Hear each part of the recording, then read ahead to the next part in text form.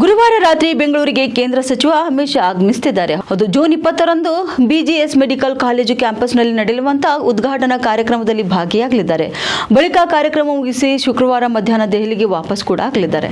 ಇನ್ನು ದೆಹಲಿ ಮುಖ್ಯಮಂತ್ರಿ ರೇಖಾ ಗುಪ್ತಾ ಅವರು ಕೂಡ ಮಂಗಳವಾರ ಕೇಂದ್ರ ಗೃಹ ಸಚಿವ ಅಮಿತ್ ಶಾ ಅವರನ್ನು ಭೇಟಿ ಮಾಡಿ ರಾಷ್ಟ್ರ ರಾಜಧಾನಿ ಅಭಿವೃದ್ಧಿಗೆ ಸಂಬಂಧಿಸಿದ ಪ್ರಮುಖ ವಿಷಯಗಳ ಕುರಿತು ಚರ್ಚಿಸುವರು. ಇನ್ನು ಅಮಿತ್ ಶಾ ಅವರೊಂದಿಗಿನ ಚರ್ಚೆ ಸೌಹಾರ್ದಯುತ, ರಚನಾತ್ಮಕ ಮತ್ತು ಅತ್ಯಂತ ಫಲದಾಯಕವಾಗಿತ್ತು ಎಂದು ಭೇಟಿಯ ನಂತರ ರೇಖಾ ಗುಪ್ತಾ ಹೇಳಿದರು. ಇನ್ನು ದೆಹಲಿಯ ಅಭಿವೃದ್ಧಿ ಮತ್ತು ಸಾರ್ವಜನಿಕ ಕಲ್ಯಾಣಕ್ಕೆ ಸಂಬಂಧಿಸಿದ ಪ್ರಮುಖ ವಿಷಯಗಳ ಕುರಿತು ಸಭೆಯಲ್ಲಿ ಚರ್ಚಿಸಲಾಗಿದೆ ಎಂದು ಸರ್ಕಾರದ ಅಧಿಕೃತ ಹೇಳಿಕೆ ತಿಳಿಸಿವೆ. ಇಂದು ಕೇಂದ್ರ ಗೃಹ ಮತ್ತು ಸಹಕಾರ ಸಚಿವ ಅಮಿತ್ ಶಾ ಜಿ ಅವರನ್ನು ಸೌಹಾರ್ದ ಭೇಟಿ ಮಾಡಿ ಮಾರ್ಗದರ್ಶನ ಪಡೆದಿದೆ. ಇನ್ನು ರಾಷ್ಟ್ರೀಯ ಸೇವೆ, ಸಂಘಟನೆ ಮತ್ತು ಉತ್ತಮ ಆಡಳಿತ ಕಡೆಗೆ ಅವರ ದೃಷ್ಟಿಕೋನ ಮತ್ತು ನಾಯಕತ್ವವು ನಮ್ಮೆಲ್ಲರ ಸಾರ್ವಜನಿಕ ಪ್ರತಿನಿಧಿಗಳಿಗೆ ಸ್ಫೂರ್ತಿಯಾಗಿದೆ.